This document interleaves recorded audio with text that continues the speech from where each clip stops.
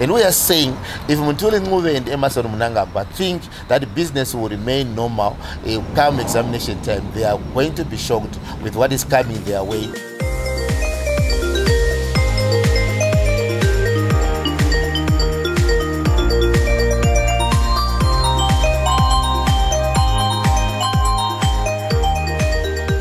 The tense situation between the government and the teachers seems to be a ceaseless tug of war, with the employer now threatening to withhold salaries and the employees stating that they are incapacitated to attend lessons or to go to work. There have been reports about teachers going for more than 10 months without getting paid, and there seems to be no cooperation from the government whatsoever. So with me here, Mr. Masaraure, we are going to discuss if there is going to be an intervention either by the government and if teachers through ATRUs and other unions are going to engage the government and try and map up a way forward in terms of how best they can be helped and how best the government can intervene in this situation. So Mr. Masaraure, what's your comment? There are reports that some teachers have gone for more than 10 months without getting paid.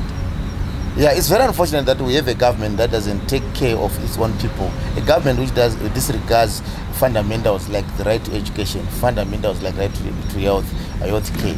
In this particular case, we are saying Section 75 of the Constitution of the Republic mandates the government of the day to provide education for our people. So the responsibility is not the responsibility of a teacher to provide education. The teacher walks into a classroom because it's a person who wants to earn a living. They have families who want to be clothed. They have families who want to pay rentals. They have families who want to get health care, among other basics. So if you deny this particular teacher those basics, how do you expect the teacher to deliver in the classroom? The teacher is simply an agent who has been deployed by the government of the day to deliver on a mandate which is on the shoulders of the government of this day. So we have a government which is abdicating from responsibility.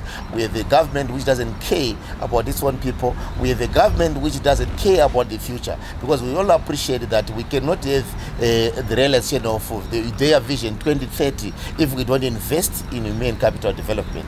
It is very unfortunate that since this new dispensation assumed office, they've consistently been underfunding our education. From 2017 to date, they have never surpassed the 14% budgetary allocation towards education. And if you look at that is their attitude towards education, and look at the time where the Dakar Declaration of Education from 2000 would be mandating them to fund at least 20% of budgetary allocation towards education. That 20% would still not be enough. We would be looking around for further funding to ensure that we bridge the gap of access to education, ensuring that our teachers are well paid, ensuring that we invest in infrastructure development in our schools, ensuring that we build a modern education system which is in tandem with the dictates of the 21st century. Okay. So how have teachers been surviving since some of them have not been receiving any salaries for the past 10 months? How have they been fending for themselves, their families, and their costs? So the teachers have been reduced to paupers. Ordinarily, you will know that a teacher who is teaching at a school like Chairman's High School where I teach, the school fees will be paid at around 40,000 RTGS, and I'm earning around 21,000, which I haven't received for years because my own government decided to seize my own salary for reasons that can be discussed on another day. So ordinarily, I cannot afford to have my own child in the same classroom where I am teaching. When recently I was called by a teacher whose mother fell sick. The mother was ill, and they needed to provide her with health care. They took her to the hospital, and when this particular member of the union called me, the member was crying. The member was in tears. They were saying the doctor wants a sum of 1,500 United States dollars for a procedure to be done, but that procedure could not be done, and that particular member of our union lost a parent. We have another member who lost a parent because they could not afford to buy a pint of blood. There was no blood at Paranyatwa. They were asked to go and buy from the National Blood Transfusion Center, and the prices there are beyond the reach of an ordinary teacher. So at the end of the day, they don't have access to health care for their own families and for themselves. They don't have access to education for themselves to advance with lifelong learning, continuous learning, or even for their own children. They don't have, you look at a teacher who gets transport allowance of around $1,400. They have to be commuting to and from work on a daily basis. Imagine a teacher who is teaching in Epworth and lives somewhere in Zwarasekwa. On a daily basis, they have to spend $2. But how much is $1,400? That's, if we are going to do our proper calculations, it is around $6 to $7. So in 3 to 4 days, they would have spent the rest of their transport allowance. But they are expected to be working 20 days in the same month. So who is going to be paying for the transport allowance for the rest of the month? So we also have a situation where the same teacher gets a housing allowance of around 3,000 RTGS per month. If we do your calculations well, this is not anything equivalent to $20. But $20 is even less than rentals for one room. And the teacher has a family of 5. Ordinarily, they would need not less than 4 bedrooms. A 4-bedroom house. So this teacher would need rentals of around $120. So who is going to be paying for this rentals so that this person can live a dignified life? So in short, the teachers have been reduced to paupers. They can't afford the basics. And you see these teachers trying to engage in the informal economy. Some have taken to gold panning, and we have lost a couple of teachers who have engaged in gold panning when obviously because it's not safe there, it's not safe out there. Some are dying during the process. Some have been taking to informal trade. There are the vendors on the streets and obviously when the government comes again, they are chased from the streets and they are denied again their livelihood. So the ordinary teacher today, you are looking at a person who has been reduced to be a beggar and a pauper. Look at the total consumption poverty level in the Republic. Now it is hovering almost at 40,000. But you have a teacher who is earning below 30,000 RTGS. So they are below the poverty line. What is the food poverty line? If we are going to say a teacher, obviously we are saying for you to be saying you are safe from food poverty, you need at least to feed 210 calories of food to each individual in your family. So in your family, maybe you have 5 members. How many calories do you need? And this food poverty line is almost at 30,000. The teachers, some of them are earning 16,000. So they are below the food poverty line. So before we even discuss what they wear, where they sleep, what transport they will get, they still cannot even manage to have a proper meal which will keep them nourished as proper human beings. Okay. So from the engagement that you have had with the government previously, have they been fruitful? If not, what measures are in place for you to try and re-engage government and show them what you need in order for you to carry out your work?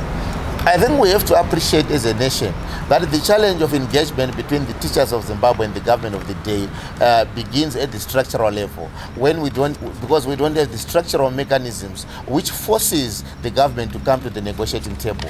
We don't have a platform for collective bargaining where we can engage with our employer who is governing, who is also government, as equal partners, like in other sectors, where the employer and the employee can be able to discuss, engage, and make compromises. We don't have that space, and our government imposes unilaterally.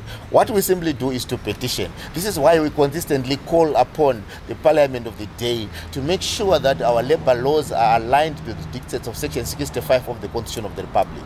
If the teachers had a right to demonstrate, a right to engage in job action, as is espoused in Section 65, it was going to be easier because the same teachers would then also enjoy their right to collective bargaining, and then at the end of the day, the employer would be forced to play ball.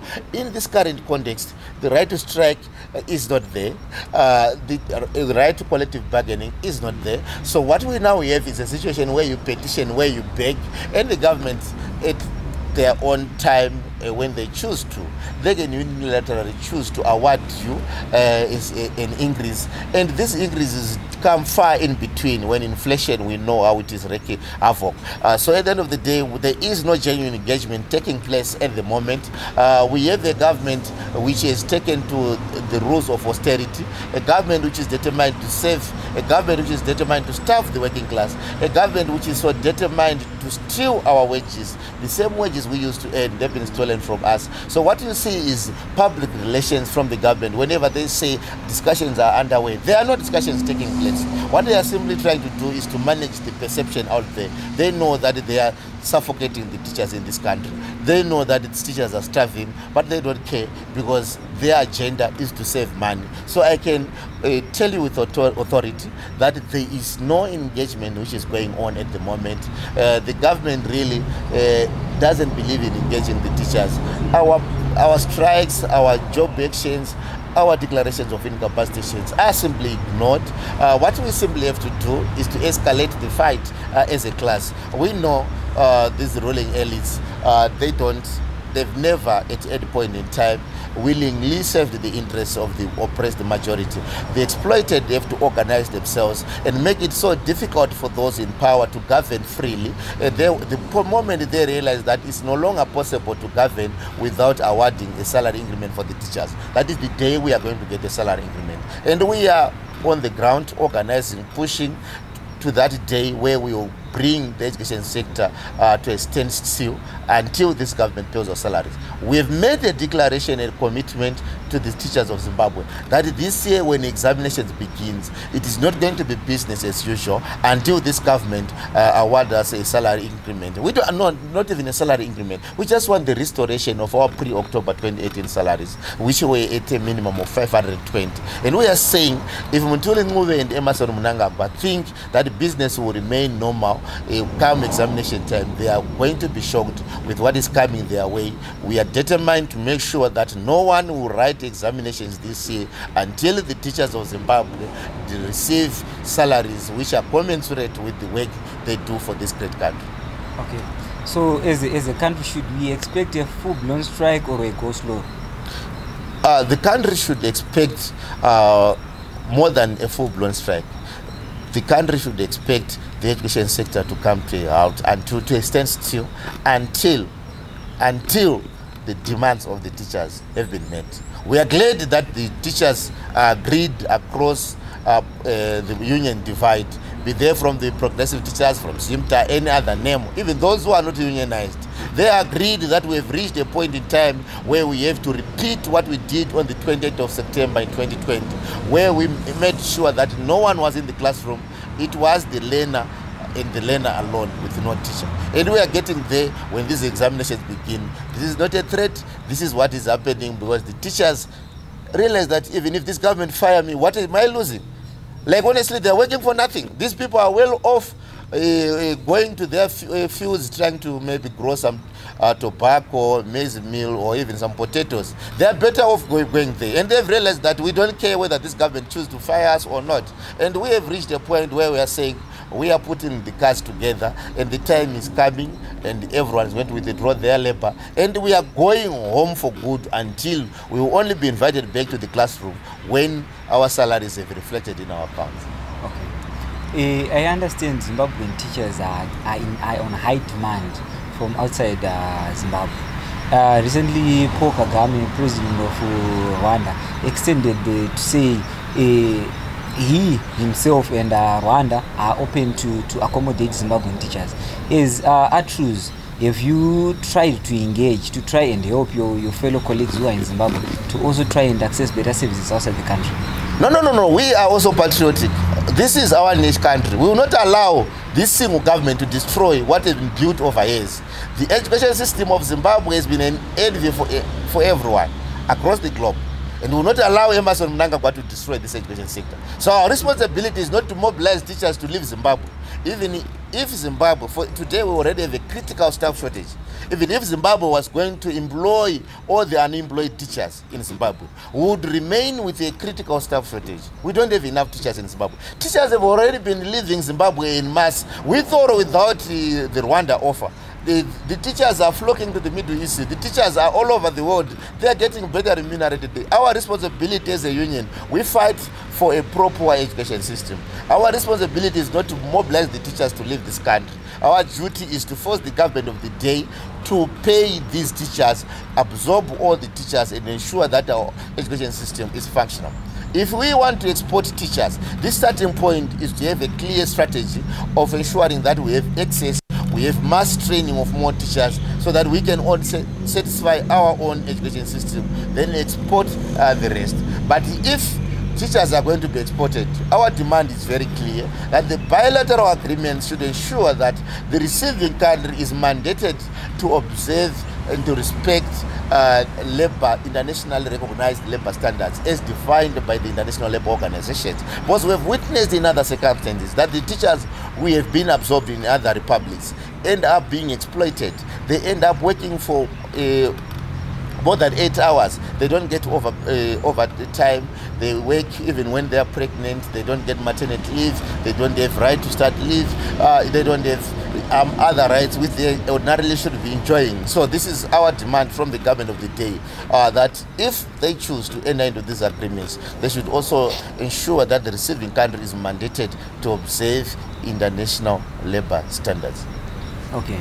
Maybe to come back to this past week's elections at ZCTU, there are rumors that ZANU-PF through Kudata Gurei funded ZCTU in order to try and dissemble it as time goes on. As Atrus, I saw on your Twitter page, you said you are not going to congratulate the new leadership under ZCTU because you wanted them to deliver first. How true are these rumors that it's a plan by the ruling government to try and destroy ZCTU from within? So I think you raised two issues. One, why we did not congratulate the new leadership. I think there's a thin line between diplomacy and hypocrisy. We don't want to enter into the space of fake diplomacy, which is obviously hypocrisy, where we pretend to be congratulating people whom we are not congratulating. We have our reasons of not congratulating them, and the reasons are well known, that these are the people who barred us from participating in the voting process at Congress. Ordinarily, you don't expect us to congratulate them, but they are now our new leaders. But we are not mandated to congratulate them because they are our leaders. We will be ready to congratulate them if they deliver for the workers of this country. It's not like we are jealous. We love them. We love them because they are now in authority. They are the leaders. And the ZCTU, when you become the president, you are the president of all the workers in Zimbabwe.